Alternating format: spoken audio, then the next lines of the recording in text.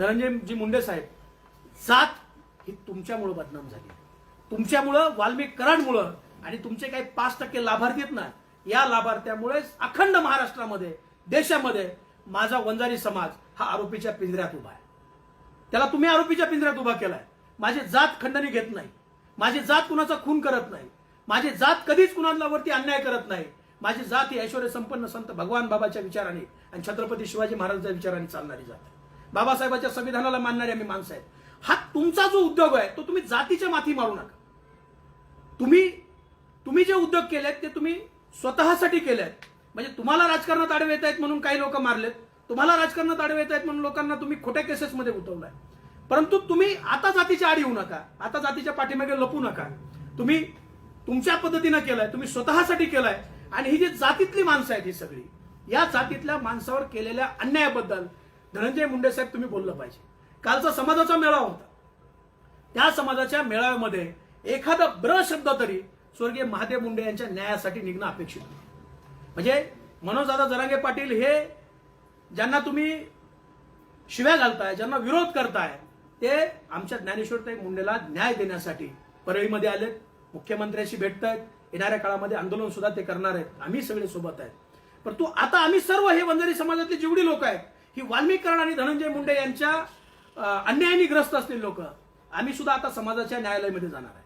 येणाऱ्या काळामध्ये ज्या वेळेला आम्ही मुंबईवरून परत येऊ त्यावेळेला आम्ही सर्वजण भगवानगडावर जाऊन न्यायाचार्य नामदेव शास्त्री महाराज यांच्याकडे जाणार आहे आणि त्यांना सुद्धा आम्ही या अन्यायाच्या विरोधामध्ये, आम्हाला अन्यायाच्या विरोधात न्याय द्या, आमचा न्याय करा अशी आम्ही मागणी त्यांच्याकडे सुद्धा करणार आहोत.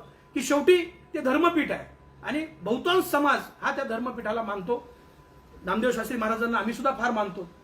त्यांनी ज्या पद्धतीनं भूमिका घेतली की धनंजय मुंडे हे भगवान गडाचे आहेत आणि आम्ही त्याला गडाचं घोषित केलंय, आमचं त्याच्याबद्दल अजिबात दुमत नाही. धनंजय मुंडेंना भगवान गडाने आपलं घोषित केलं तर आमचं दुमत नाही. परंतु हे जे काही गोर गरीब पीडित वंजारी समाज आहे, त्या समाजाला सुद्धा तुम्ही आपलं म्हणलं पाहिजे.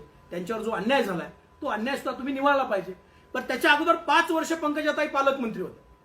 पंकजाताई पालकमंत्री असताना एक तरी असा अन्यायग्रस्त माझ्या समोर आणून दाखवा. ताईबद्दल तक्रार असू शकते की ताईने मला काम केलं नाही माझं, किंवा ताईने माझ्या कामाकडे दुर्लक्ष केलं, परंतु एखाद्याचं कुटुंब उद्ध्वस्त केलंय अशी एकही व्यक्ती पंकजाताईच्या 5 वर्षाच्या काळात मिळणार नाही. परंतु वाल्मिक कराड आणि धनंजय मुंडे यांच्या काळामध्ये हजारो कुटुंब उद्ध्वस्त झाले. त्याच्यामध्ये ते युनिव्हर्सल पद्धतीनं केलंय. म्हणजे त्यांनी कुणाला सोडलं नाही, कोणत्याच जातीला सोडलं नाही. परंतु आज तुमच्यावरती वेळ आल्यावर 200 दिवस तुम्ही गप असता आणि माझ्या जातीला बदनाम केलं, माझ्या जातीला. मग आम्ही कोणत्या जातीचे आहेत? आम्ही त्याच जातीचे आहेत की गेले 4 वर्ष आम्ही तुमचा अन्याय अत्याचार सहन करतो. अरे एकातून जामीन झाली की दुसरा. म्हणजे वाल्मिक कराडकडून खंडणी घेतली असा गुन्हा माझ्यावरती आणि परळीत जाऊन खंडणी आणली. ज्या वेळेला मी याला जायचो ना हजेरीला जाताना मी रोज पोलीस स्टेशनला एक पत्र देऊन जायचो.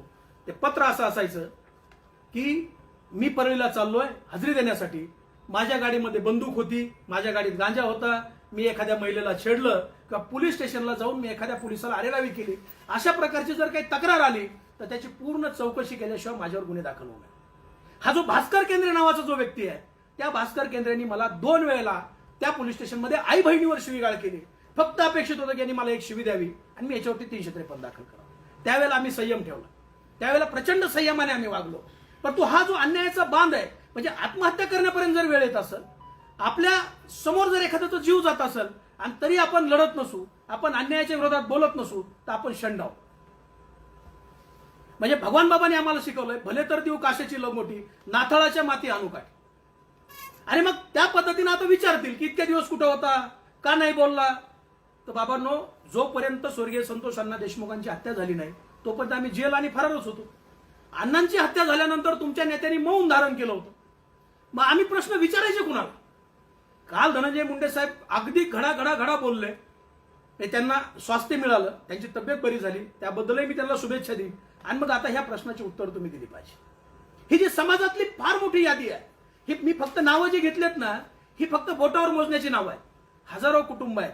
हे हजारो कुटुंब या लोकांनी अन्याय करून उद्ध्वस्त केले आहेत. ते वंजारी समाजाचे आहेत. आणि मग त्यावेळेला जात का बदनाम नाही झाली?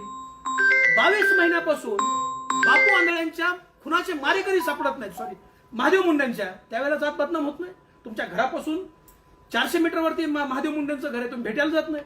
बापू आंधळेचा खून होतो, बापू आंधळेच्या कुटुंबाचं साधं साक्ष सुद्धा त्या प्रकरणात नाही. गोट्या गित्तेसारख्या दारुड्या सोट्या माणसाच्या फिर्यादीवरती तुम्ही बबन भाऊ गीतेंना आरोपी करता. आणि बाळा बांगर सारखा 24 तास त्याच्या गाडीमध्ये असणारा माणूस ज्या वेळेला सांगतोय की हा खून वाल्मिक कराड आणि त्यांच्या मुलाने केलाय, आणि पोलीस म्हणतात की आम्हाला सत्यता तपासावी लागेल, आमच्यावरती गुन्हे करताना सत्यता तपासायची गरज नाही, पण तू वाल्मिक कराडवरती ती जर गुन्हा दाखल करायचा म्हणला तर ही सत्यता तपासावी लागते. कावत साहेबांना माझं आव्हान आहे, आपण अतिशय चांगले अधिकारी आहात, आपल्या कार्यकाळामध्ये खूप चांगलं काम झालं, आणि या प्रकरणामध्ये आपण खोलात जावं. हा जो परळीमध्ये जो बिहारच्या पलीकडचा जो प्रकार चालू आहे, बिहारच्या पलीकडचा, बिहार तरी खूप कमी आहे तिथे, अनेक महादेव मुंडे आणि बापू आंधळे परळीच्या मातीमध्ये गाडले गेलेले. आणखी काही खून आहेत त्याच्यामध्ये. एकदा महादेव मुंडेमध्ये आरोपी अटक होऊ द्या, ते लोक सुद्धा समोर यायला तयार आहे. आणि मग ही जी माती बदनाम झाली, हा जो जिल्हा बदनाम झालाय, आदरणीय धनंजयजी मुंडे साहेब, हा तुमच्यामुळे बदनाम झालाय, तुमच्या काळ्या कारनाम्यामुळे बदनाम झाला. तुम्हाला पुन्हा मंत्री व्हायचंय, तुम्हाला पुन्हा काहीतरी मिळवायचंय. तुम्ही काल काहीतरी शेरोशायरी केली आणि त्या शेरोशायरीमध्ये तुम्ही सांगितलं की काय मी गुन्हा न करके बहुत कुछ मैंने सहा है. आपलं मी बसल्या बसल्या मलाही एक शेरोशायरी आठवली. तू गलत भी है, तू कातिल भी है, तू गलत भी है, तू कातिल भी है, वाल्मीकि की हर गुनाह में तू शामिल भी है. तू गलत भी है, तू कातिल भी है, वाल्मीकि की हर गुनाह में तू शामिल भी है. आज तुझे मिल रही है क्लीन चिट, आज तुझे मिल रही है क्लीन चिट. किस्मत वाला है तू, आज सरकार तेरी है. आज तुझे मिल रही है क्लीन चिट, किस्मत वाला है तू, आज सरकार तेरी है. सब्र कर मेरे दोस्त, कल बारी हमारी. धन्यवाद. ज्या पद्धतीने बापू आंधळे असतील, महादेव गीते असतील, यांची हत्या झाली, महादेव मुंडे असतील यांची हत्या झाली, त्या पद्धतीने तुमची देखील हत्या होणार होती, तुम्ही असं बाकी वर्तवलेलं आहे. काय प्रकार होता, कोण तुमची हत्या करणार होते? वाल्मिक कराडनी बीड मधल्या अनेकांना माझी हत्या करण्यासाठी, माझे हातपाय तोडण्यासाठी सुपाऱ्या दिल्या होत्या. त्याच्यामध्ये सनी आठवले जे आहेत, त्या सनी आठवलेंना त्यांनी बोलवून घेऊन सांगितलं की शिवराज बांगरचा गेम करायचा. सनी म्हणला आम्ही एका ताटात जेवलोय, मी काही गुन्हेगार नाही आणि मी शिवराज बांगरला मारू शकत नाही, तो व्यक्ती माझ्या संबंधातला आहे. आणि त्याच रागापोटी सनी आठवले आणि त्यांच्या भावावरती मोकोक्याची कारवाई केली. सनी आठवले ज्या वेळेला बाहेर येतील त्यावेळेला ते पुराव्यानिशी तुमच्या समोर येतील की वाल्मिक कराडनी माझी हत्या करण्याची सुपारी दिली होती का नव्हती. त्याच्यानंतर गावाकडे माझं एक हॉटेल होतं, त्या हॉटेलवरती हल्ला केला. त्यातले सगळे आरोपी मी फोटो देतो, हे वाल्मिक कराडच्या फोटोतले आहेत. माझ्या कुकला मारलं, माझं कुटुंब हॉटेल चालवायचं, मी चालवायचं नाही, त्या कुकला मारलं. 40-42 टाके, एकही आरोपी त्याच्यामध्ये पोलिसांनी अटक केली, एक आरोपी अटक केला, बाकी कोणालाही अटक केलं. माझं जे इन्स्टिट्यूट आहे त्या इन्स्टिट्यूटमध्ये बाहेरच्या महिला आणायच्या, अनेक पोलिसांनी येऊन रेकी केली तिथे. आता इन्स्टिट्यूट माझं ब्युटी आणि वेलनेसचं इन्स्टिट्यूट होतं, आम्ही तिथं मुलांना लोकांना शिकवायचं काम करायचो. सगळ्या दरवाजे बिना दरवाजे असलेलं इन्स्टिट्यूट तुम्ही सगळ्यांनी पाहिलंय.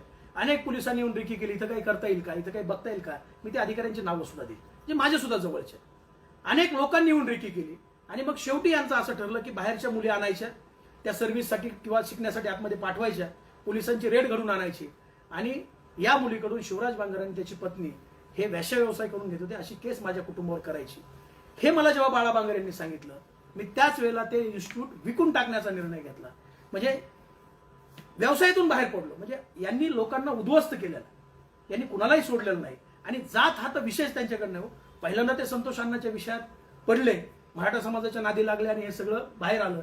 संतोष अण्णांची हत्या झाली, आभाळा एवढं दुःख आहे, पण तो संतोष अण्णांची हत्या झाली नसती आणि हे लोक जर जेलमध्ये गेले नसते तर रांग लावून यांनी लोक मारले असते.